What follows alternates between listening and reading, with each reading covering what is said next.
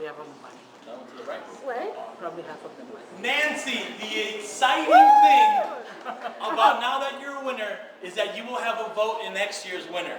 And my vote from you, for you, was as soon as the opportunity came about. So I told Tori, I said, Nancy is an ideal person because of the success you're having within an almost regulated industry. So, seriously, congratulations, and I am one of your biggest fans. I'm one of yours. Now,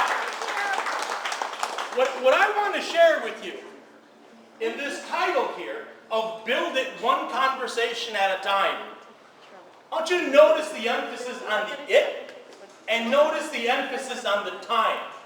Because these couple of things that I'm going to share with you, I think when you look at the it can benefit you in whatever it is that you do.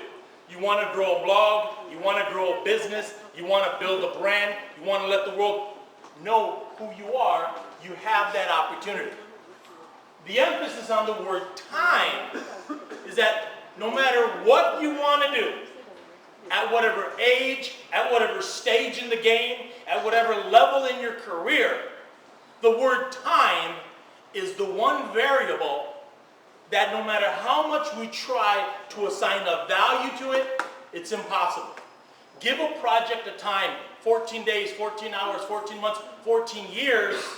It all depends if you're going to be around to make it happen.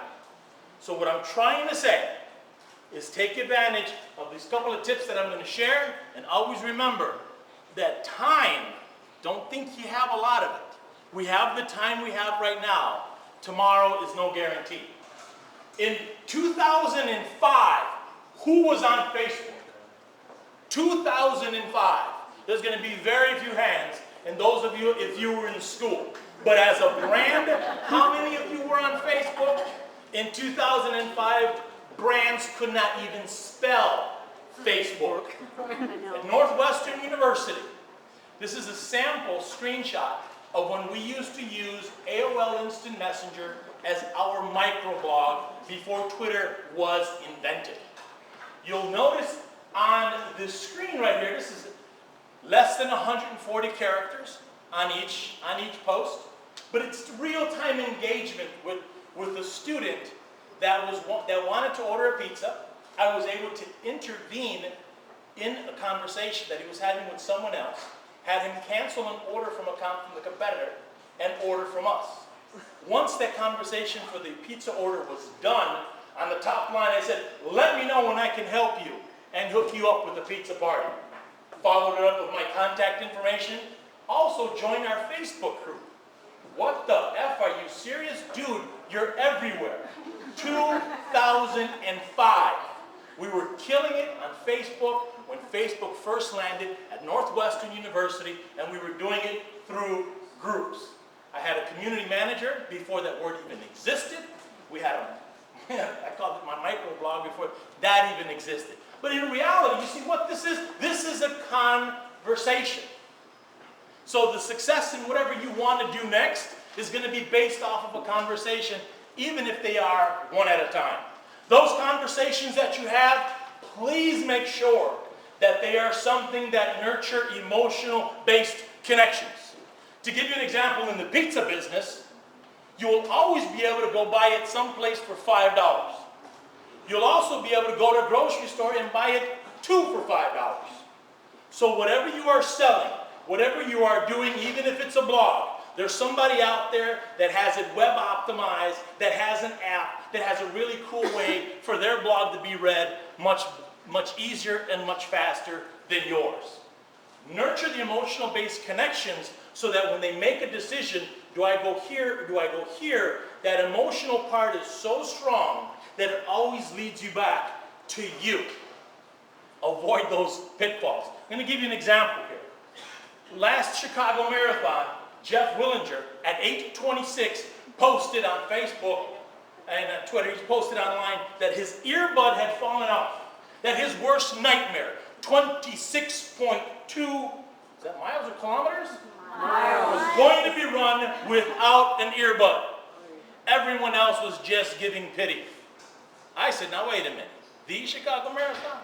The one that's going to run up in front of the Domino's pizza store that I used to have and run down the other one that I used to have? Oh, simple solution. I contact the general manager.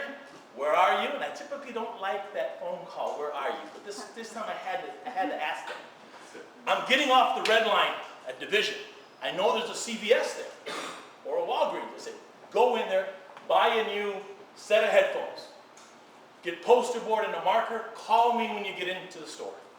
So what happened next is I had the manager stand in the middle of the race route. We missed him when he went up LaSalle, but we caught him when he came down Wells. It's kind of hard with all those runners. But you know what? I don't know what the mile marker was, so there was a little bit more space.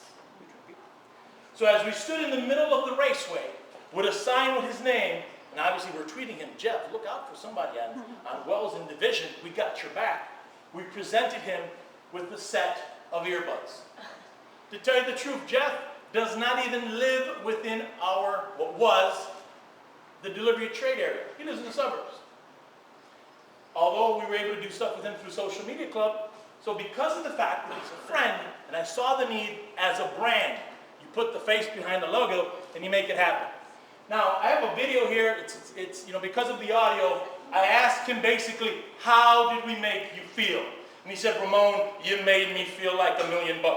So the second thing you need to do with your conversation, with your community, with your customers, with those that you want to absolutely love you, is to always focus on how do you make them feel. Treat your customers like friends. If I were to ask any of you to give me 10 characteristics of a customer, after bullet point number 5, you will be challenged not to duplicate yourself. Essential to the business. They own it. They write the check. This place is theirs. I need more today than yesterday. Give me 10 elements of your best friend. You will give me 20 in more than half the time. I am going to show you and introduce you to a gentleman known as El Güero. He has a business that started in 1975 in Pilsen. This man is the epitome of building a business and building a brand one conversation at a time. In 1975, he sold the gold chain as seed capital for a business, selling pork rinds, and it's known in Spanish as carnitas, a phenomenal business. But if you talk to him today, 33, 38 years later, and ask him, what is your advertising budget? How much are you spending on direct mails? Do you even have a menu for me to take home? He will say, I give my customers a hug, a free sample when they leave, and I make sure that they know that they are the most important person and part of my business. I love this sign that he has in his restaurant. It says, no quiero un cliente. Para una vez lo que quiero, para toda la vida. Practice your Spanish. It means I don't want a customer for just right now. I need them to come back, and I want them for the rest of my and their life. So with your communities, focus on that. Focus on making followers for life. Focus on making friends for life. Letting people get to know the face behind the logo. Realize that people will only share what's important to them. Whatever it is that you do, make sure that the people that follow you, that you are important to them and in their life. Can you believe this? Your next generation customers, your next generation readers, your next generation workers are going to be so digital savvy. This will look incredible in the men's restroom here because it will go awesome with the letters, the magnetic letters on the side of the stall. I mean, this would be like a perfect place to bring a 2-year-old to use the bathroom. So this was a consumer electronics show. You might want to invest in it if you have like a kid's day or something like that. What it comes down to is absolutely trusting your instincts. Like when we watch the weather and he says it just might rain, or it might be this and it might do that, and your gut tells you I should be prepared. The thing you never want to happen to you is to get caught out there in the rain when you knew it was coming. You have to trust your instincts. You have to be your own caffeine. You have to wake up every single morning and be happy and be in love with yourself and love to see yourself and not just say, it's you again. You can't be the person in the workplace. You can't be the person in the job. You can't be the person in a room that lightens it up when you leave. You have to be the catalyst behind you, and you have to be the best, absolutely you. Every single day that you get up, you need to say to yourself, do not be lazy. Whatever it is that I have to do today is going to be extremely hard. Nothing is going to come easy today. You need to go to battle with a wingman. Somebody that's going to have your back when you're running slow. When you've had that 14-hour day and you think that you can't go anymore. That's why those big trucks have the reservoir tanks. Find that person. Your content cannot be boring. Lighten it up. Even something as simple as that can be as exciting to that if you think and if you believe in your instincts. But at the same time, no seas exagerado. Don't exaggerate things. As we close, I ask you these questions here. Do what you represent? Does your company, does your brand understand business, let alone relationships? Here's 2 examples. St. Kilda Beach in Australia. Find us and follow us on Facebook. Good luck finding urban altitude. The airport here in Dusseldorf, Germany, makes it very simple. Assume that your followers, your customers, they need very specific instructions where you want them to go. Why do you think there are exit signs with arrows? Because when that moment of truth comes, there is no time. We need to know where we want people to go. If you say, well, we maybe understand it, I will tell you that maybe is the incorrect answer. And the reason maybe is the incorrect answer is because maybe never wins. Focus on those things. Do not contribute to what I call bad social media disease. These are logos of a business. When you slap those onto your blog, when you slap those onto your website, or you get this cool card covered in an incredible decal, and you put these social media logos on there, that means absolutely nothing. The woman from Twitter will probably tell you, thank you for the free advertising.